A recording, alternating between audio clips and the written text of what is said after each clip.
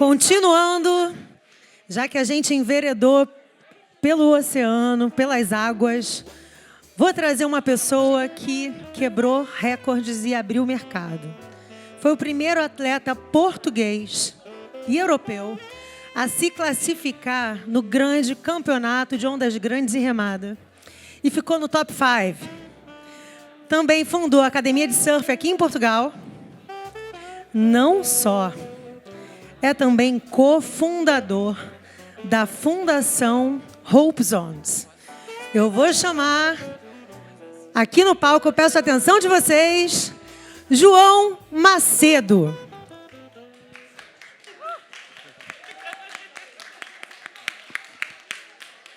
Ok, boa tarde a todos. Quem esteve aqui para o painel anterior foi extraordinário. E nós também, de alguma maneira, acho que isto do ativismo é uma das coisas espetaculares. Esta ação e estarmos aqui no Parque Palmela, acho que foi um upgrade incrível. E acho que das coisas mais importantes em termos urbanos, não é? É que o ativismo e a consciência da natureza aconteça também em ambientes urbanos. E acho que Cascais está a abraçar esta causa.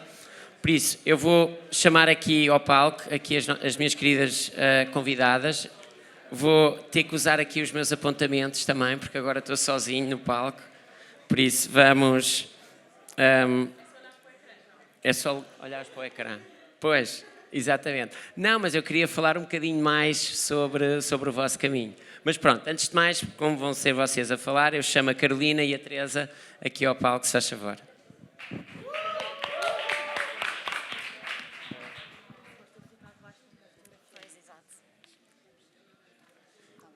Pronto, se puderem apresentar-se um bocadinho sobre aquilo que estão a fazer, aquilo que vos inspira.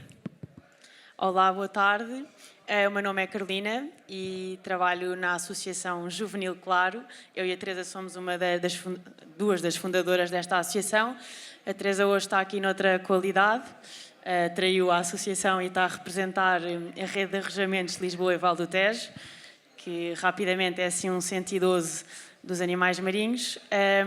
A Associação Claro foi criada por nós em 2018, aqui em Cascais, que começou com um muito ingênuo movimento de limpezas de praia e que ao longo dos últimos anos tem evoluído para diversos programas educativos na área da educação ambiental e da conservação dos oceanos, mas também em programas muito concretos, também virados para a economia circular, em que reaproveitamos plástico, lixo plástico neste caso, para fazer novos objetos. Assim, muito rapidamente é isto. Vou só, se calhar, passar à Teresa. Trouxemos aqui alguns exemplos de coisas que nós fazemos. Um surf skate aqui à minha esquerda, um skate normal e umas raquetes de praia que fizemos no bairro da Torre, que é onde temos a nossa unidade, a nossa oficina de plástico, digamos assim. Estou a ser distraída pela Joana ali atrás. Vou agora passar à Teresa e já continuamos a falar sobre isto. Então, boa tarde a todos. Na verdade, a Carolina já fez meia da minha apresentação, mas sim, além de ser uma das fundadoras do Movimento Claro, também sou instrutora de mergulho e também sou bióloga aqui na rede de arrojamentos de Lisboa e Val do Tejo, por isso é que eu hoje estou fardada assim. Acho que fui a única que vinha representar o sítio onde eu trabalho.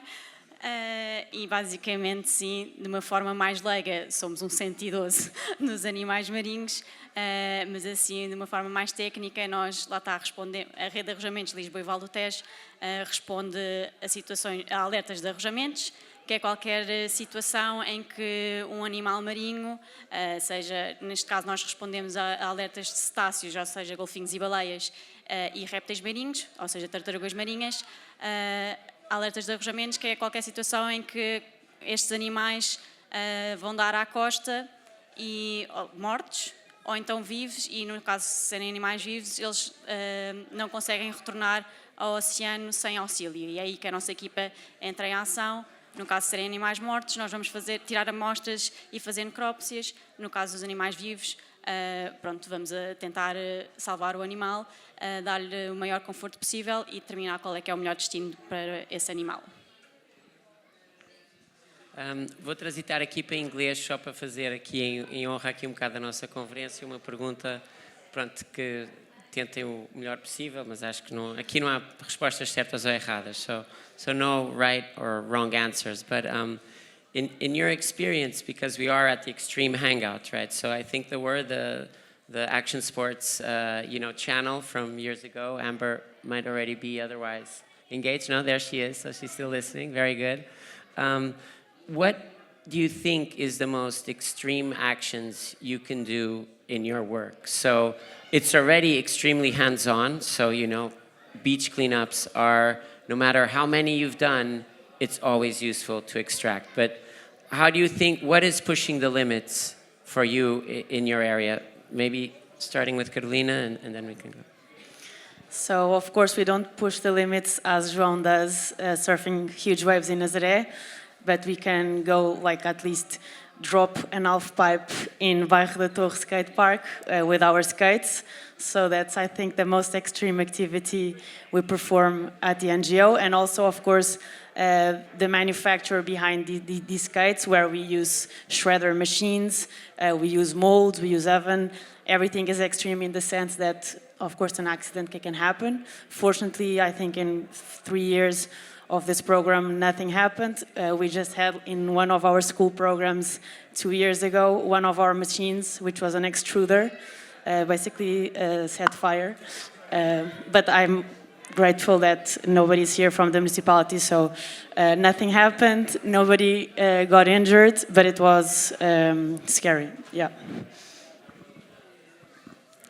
Well, in my case, the most extreme way I can do my work in the stranding network, I guess it's by responding to these alerts of the strandings, despite the conditions that were given, and they're very poor conditions. And I can tell you about my morning today. So I came from a stranding alert that we received in the Almada, the other side of the bridge. And the municipality had removed the body of the dolphin from the beach, and they told us, okay, we could do a necropsy, not on the beach, but on the parking lot of the beach. That was full of people, as you can imagine. Today is very hot, especially more to the south. So baking hot, and they put the dolphin in a dumpster, which we had to remove by ourselves because the dumpster was full.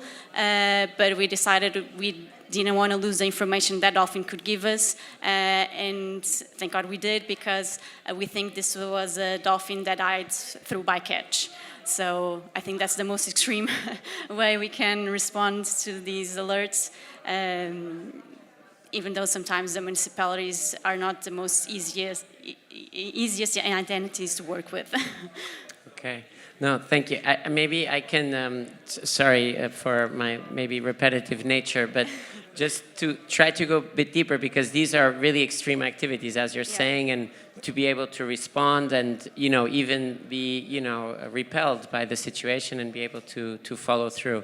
I guess it's more in the form of activism, and maybe leaning a little bit on the previous panel.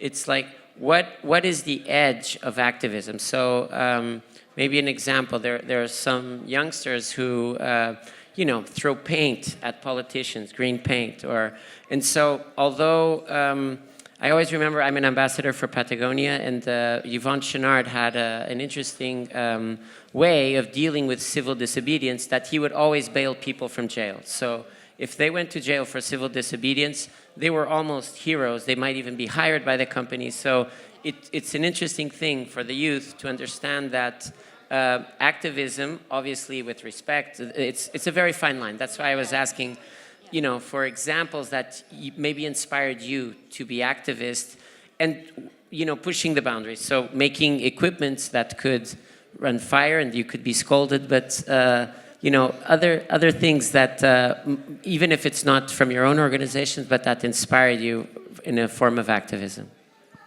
Yeah. In that case, I would say the way Greta, for instance, attracted a lot of people to care about this, the theme of climate change. She started skipping school, and I think that was a good stand to make, because she wasn't harming anyone, she wasn't creating chaos, She was just simply on her own decided to skip school, but with that simple gesture, she inspired a lot of people who then created chaos, because they came around all together and started skipping school and creating protests.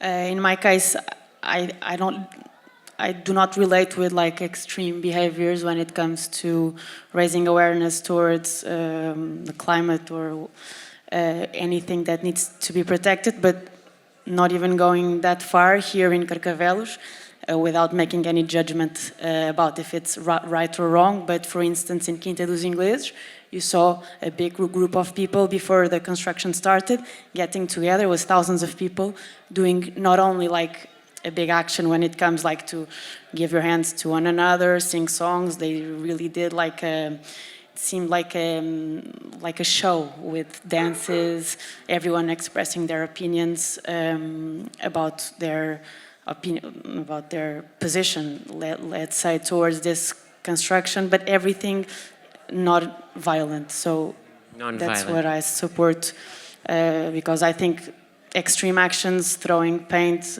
beating people, destroying, like Climaxium, I think a month ago they destroyed the glass walls of Galp in Lisbon, for instance.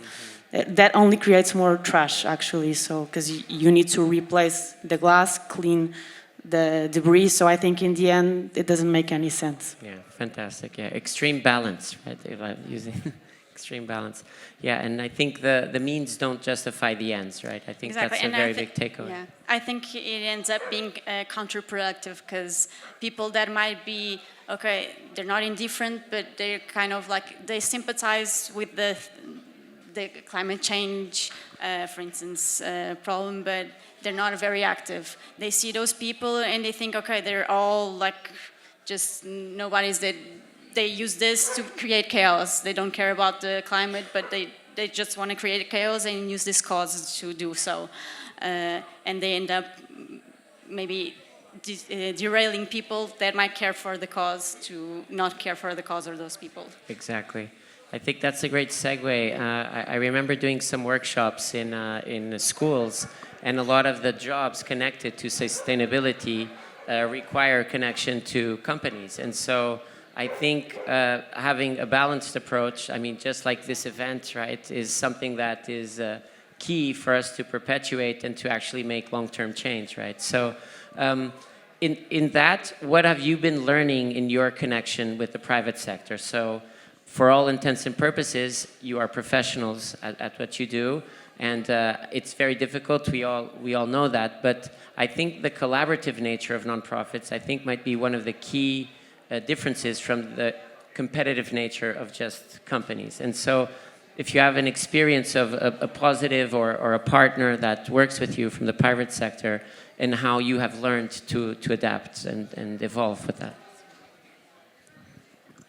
Associação Claro, of course, we deal with many stakeholders, whether it's the municipalities, companies, other NGOs, whatever.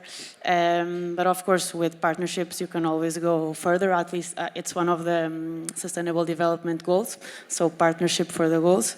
Of course, you reach further. In our case, we really like these companies that support our work for what we do and don't want like to take a picture cleaning the beach one day, like showing they were able to remove 100 kilos of trash from this beach, but have like a sustained action in the company with a proper strategy that makes actually an impact, because this sort of greenwashing, I don't really like the word, but it's what we see a lot. Companies look for us for this one-day activity where they can tell their workers, we make the difference because we clean this park. And for us, that's a bit nonsense.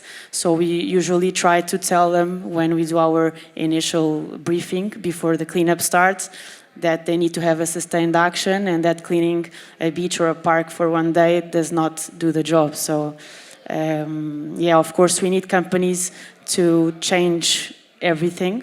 Yeah, but you want to give us an example of a partner that you worked with or you still work with at Associação Claro, was able to embody a lot of the work that's already doing. So you're asking for an example? Yes. For instance, Janssen from Johnson & Johnson Group, they do continuous actions with us. So they even now implemented a system in their facilities where they try to reduce water excess, anything related to trash. They bring their plastic type 2 and 5 to our container to be recycled. So they really care for what they do in a long-term basis. And they keep being our partners, so amazing. It's good for us also because we can ask for help also when we need. Whereas in the other companies, they even forget us about, like after they do the cleanup, they no longer remember who we are, so yeah. As for the Stranding Network, we're just funded by the government. It's an environmental fund, so we still don't have any private partnerships. It's something that we in the future want to look into it, but it's because we're very recent as well, organization, and usually companies don't want to support just NGOs that started up. Unfortunately, they want to see first that we have results. It's still something that we in regarding the Stranding Network, we don't have yet experience, but as Carolina was saying, from Movimento Claro, yeah, most companies, they look for like a team building one day. Sometimes in the summer they ask, oh, can we do it in the summer? And we explain it, oh, in the summer it doesn't make sense to do a beach cleanup because there's not a lot of debris. It makes more sense to do like urban cleanup or stream cleanup, but I know, but we want the beach because it's the reason behind is a bit more like, okay, I want to take a picture. But then we have companies that give a good example, Janssen. Even though we're not national-wide NGO, they still support us throughout the many years we've been working on in the various projects, not just team buildings.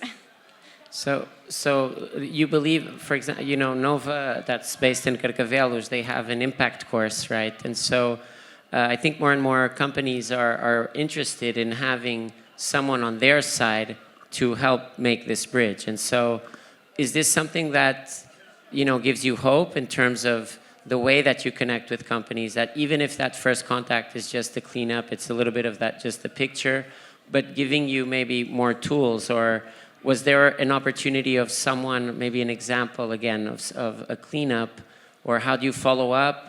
You know, a bit just, they're the bad case, but maybe there might be another case of a follow-up or a way of entering.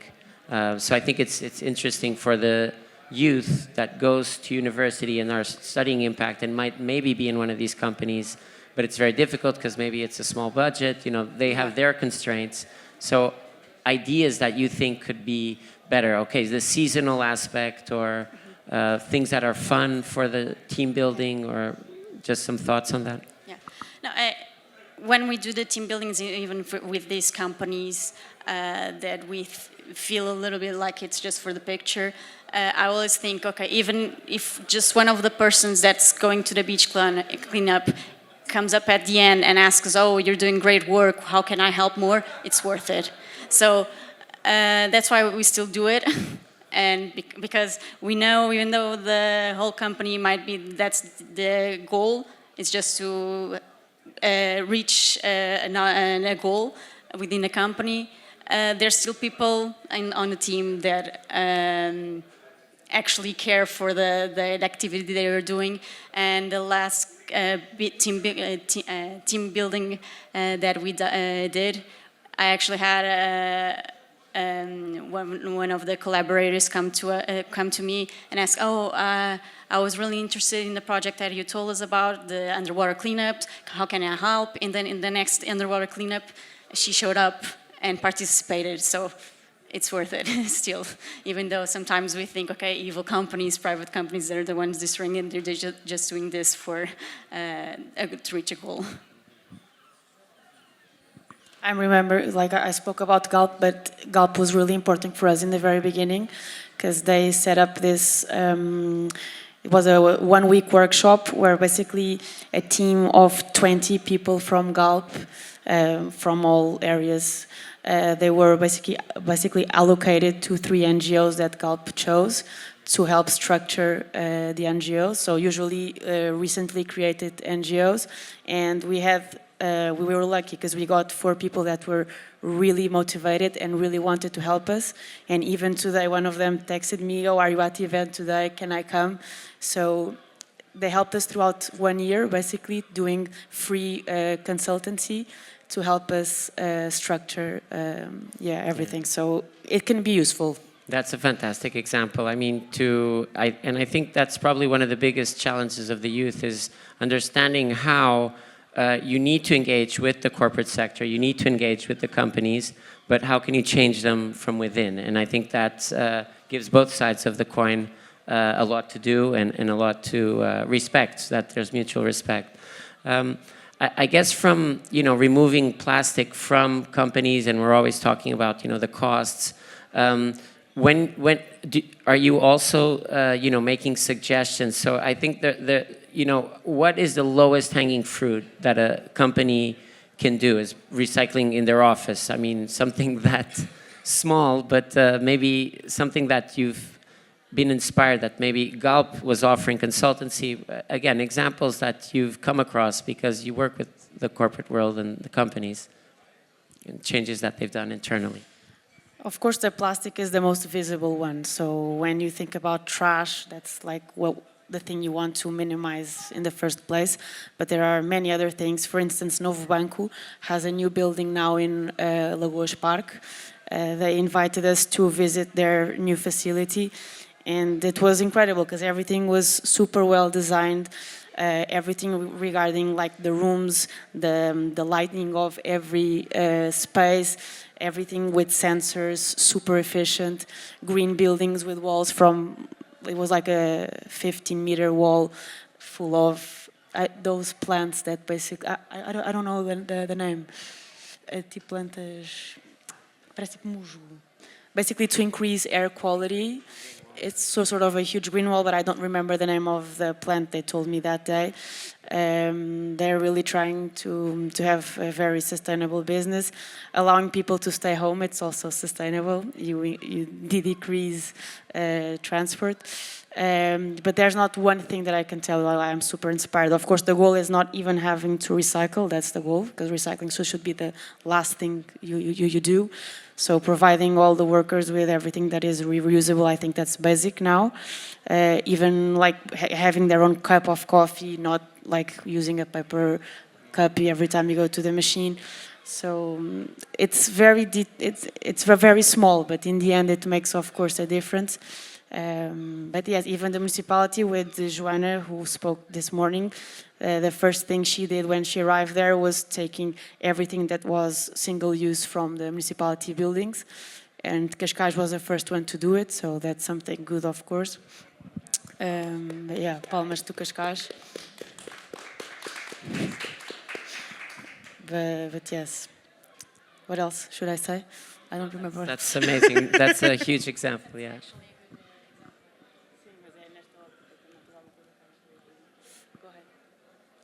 Yeah, if you have any also, I mean, with the stranded animal, which is the department of the state that supports the activity? No, it's not a department of the state. It's just medical veterinarians and biologists that decided to create a stranded network in the Lisbon and Tagus Valley because it didn't exist in this region and a lot of information was being lost. So they applied for the environmental funds to create the network, but out of sheer will, not because the government decided it was necessary to create one here. We have a stranding network in the north and two in the south, but not in this region, and we have a lot of animals in this region, and we were losing a lot of information from those animals that stranded in the coast. Interesting.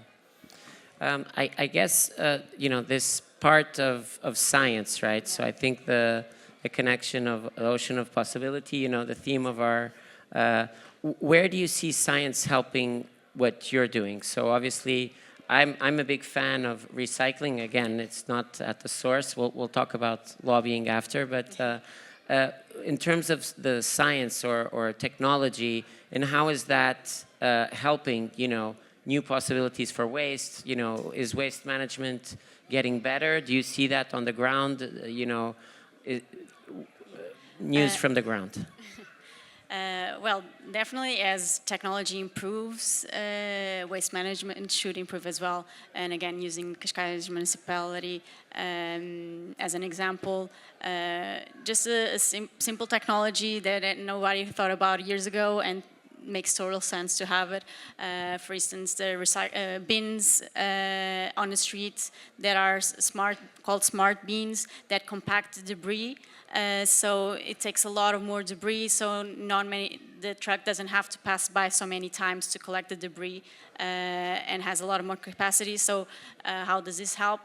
If the recycling truck doesn't have to, or the trash truck doesn't have to go by as many times to collect the trash, there's less CO2 being sent to the atmosphere. So sometimes it doesn't have to, we don't have to revolutionize the wheel. We just have to think about small solutions. Like, this is not that big of a deal. Okay, a bin that can compact the debris, but makes a lot of difference.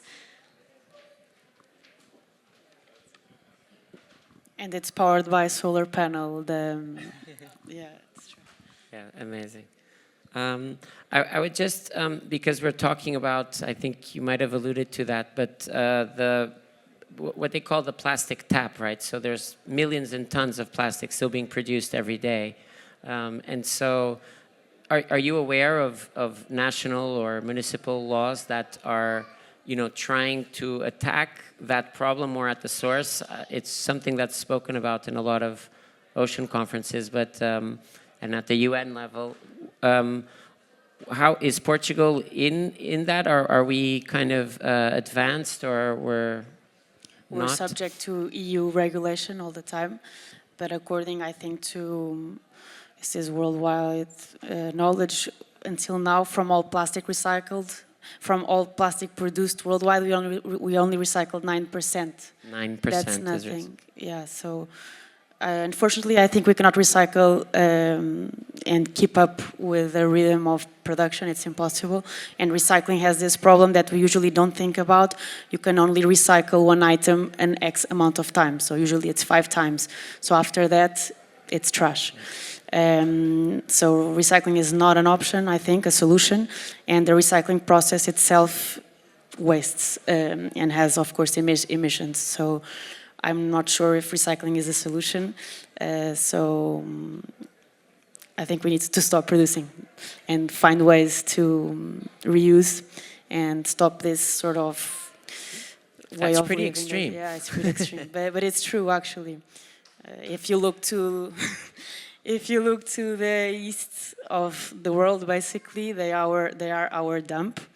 They receive basically, I'm not sure, but it's about 60% of the world's plastic. So they cannot recycle it, and it goes into the ocean. There's a metric that every minute a huge truck of trash is thrown in the ocean. So it's scary, yeah, of course, and I think recycling will never be the solution, unfortunately. Yeah. But I mean, if you increase from 9%, even if it was to 60, which is a massive increase, there'll be less, garbage trucks going in the ocean. Yes. Not to substitute or, the fundamental problem of closing the tap, right? So if we're producing plastic every day. But you're basically delaying it, because if in the end you cannot recycle more than X amount of times, then in the end it will always be trash. So it's not a solution. I think Amber agrees. And so the EU laws are pretty progressive. Is there? I think we're always correr atrás do prejuízo, as we say. So in Portuguese, nothing is really progressive, but of course, and of course, this topic of design behind everything that is produced, it's the eco-design. It's, I think, one of the solutions. So thinking about how we design our products, it's very important. Yes, but I'm a bit negative when it comes to this topic of the plastic, because I never see a direct solution. So can't give you hope, I'm sorry. Hope zones can. Yeah. Obviously you can, otherwise you wouldn't then create the movement Claro. No, I think that we always have to have hope, otherwise if we think, okay, what I'm doing won't change the world, then nothing is done. You have to start small and grow from there. That's why we do the projects we do in the hopes of inspiring people to change their habits, and that I think the solution is there in the consumer. We have to start using less plastic, so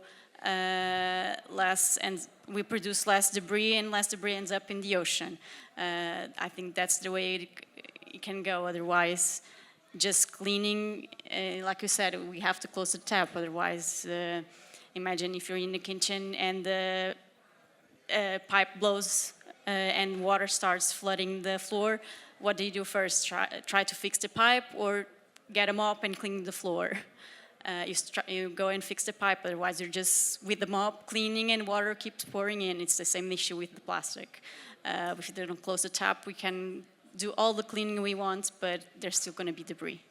So maybe now that I've created maybe a little more emotion, what do you think could be extreme acts of activism with the political bodies to help them understand that they need to change the laws? Because if the laws don't change, the companies won't align. And so what are ideas that are nonviolent, that are extremely balanced, but that you have, because you are so on the ground? So for sure, you might have seen opportunities that you don't need to sign by. None of this is being recorded. You will not be connected to this at all. But hopefully inspired. I'm joking. It is being recorded. But I guess, you know, from an inspirational, or, you know, I love that question from the previous panel. Maybe what would you tell your younger self to do in terms of inspiring extreme activism? So you mentioned Greta, which I think was fantastic because it was nonviolent. But to change the laws is hard, right? So, you know, it brings frustration. Carolina already showed a bit of negativity, so we got that emotion going. That's real. For me, extreme, like Carolina said, it has to be, doesn't have to mean violence. Like Greta, I think that's a good example because, again, she wasn't harming anyone, just herself, more or less, because she was skipping school. But I think that's always the way to go. Otherwise, we're just creating other problems. We might be solving, okay, maybe climate change, but we're creating riots, I think, in public violence. I think creating that to... damaging like, public goods, exactly, or, you know... No. But art, you've maybe been inspired by some art, you know. Definitely, yeah. Right. So there's always another way to inspire people that are extreme without being violent. And using art is a great way to go through. And nowadays we have so many artists, Bordal Segundo, worldwide, and that make an impact. Okay. In the end, it's always up to the government and the consumers. I think everyone has to join in. And if we boycott like big companies and things like that, like stop buying their products, I think that's an extreme a measure to take without hurting anybody except for the company that's doing the harm. Okay. Well, I'll open to questions, although there's any extreme ideas of activism out there. Really, Bia, do you have anything that you think about? I mean, helping putting this whole show on is pretty extreme. But, no? It's... Okay, we got one.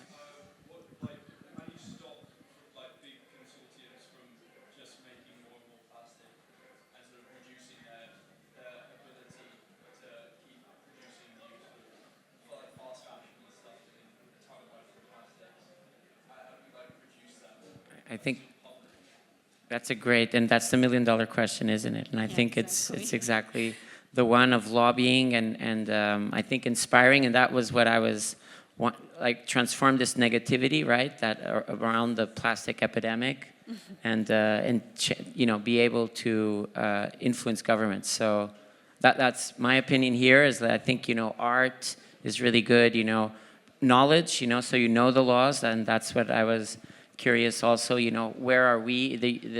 Obviously the European Union is pretty advanced. If you go to, you know, other, you know, extreme south, or I don't know what the PC expression is now for countries that are not, you know, have as big a GDP as the underdeveloped, if that's okay to say.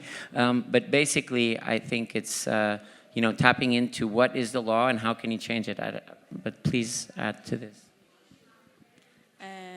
Obviously, as civilians, can't change the law by ourselves. That's why I say the biggest force that we have is using our habits and our consumer power in order to defeat these companies. If you don't buy their products, they go bankrupt. So that's the way to go. I know it's difficult to change overnight, but bit by bit, I think that's the way to go. For us civilians that can't change like the law at a government level, but the ideal would be the governments to lay out laws about like the way they should design the products, and how much they can produce and so on. But we already seeing changes. If people show that they're interested in buying more sustainable products, the companies will start to change, and that's why we're already seeing companies changing their mindsets and changing their products, because they see that nowadays that's the mentality, and that's where consumers are going to. So we do have power to make a change in that sense. So I will be very negative again probably, but I think it's everything in the end relies in like the way we live in our lifestyle. So you want to have like 20 t-shirts from this color, this shape, that shape. And the problem is living sustainably is not compatible with the way we are living. So the problem, I think, is changing completely the way we live. Stop buying and stop, like, it cannot be cool to have like too many clothes. It cannot be cool to always go to shopping malls and consume. So I think that the problem is this. And on the other side, if you want to buy sustainable clothing and everything, the truth is only like a few % of the population can do it because it's super expensive. So then you have a social problem. I was just in Madeira, and I really wanted to buy this shirt handmade by the local bordadeiras, which is like the typical women from Madeira that do these clothes. And I paid 200 euros for a shirt. So it's insane. So whether it becomes cool to have 5 t-shirts, you know, or it's impossible to change. So I think my opinion is that we really need to change the way we think and the way we do things. And of course, you have this social part, which is very important, because fast fashion happens because they want to offer people with less income to be able to have a big wardrobe, basically. So I think that's the problem. Okay. Yeah, and I think that's a perfect segue, actually, for mental health, and do not consider suicide. And I know I'm trying to bring a little humor to a really intense subject, and maybe we're just a small group here, but a very dear friend from California, a guy called Jay Wallace, passed away the beginning of the month, and he was the founder of a movement called the Blue Mind, which was really about the neuroscience capabilities that the sea, or big bodies of the sea, can have. And he fell victim to suicide. And so I think maybe we could do just a quick breath work here, and maybe just a 30 seconds for him. I don't know, is everyone okay with that? Okay, thank you. Okay, so it's just some deep inhales and exhales, and then we'll just hold our breath for 30 seconds in honor of Jay and in honor of Blue Mind and in honor of transforming the real facts into our ocean of possibilities. Okay, so deep with the mouth.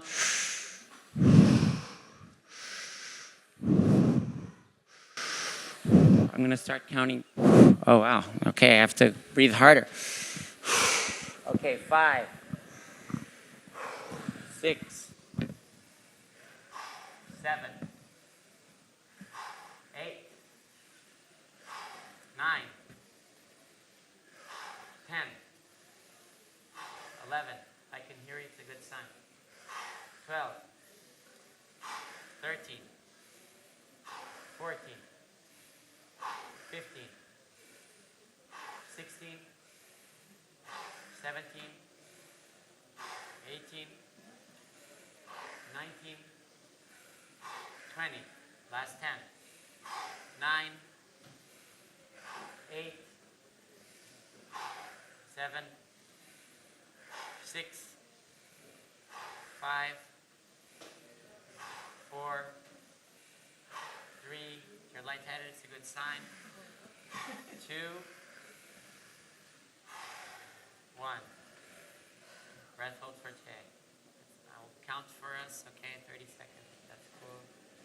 Or just pure silence.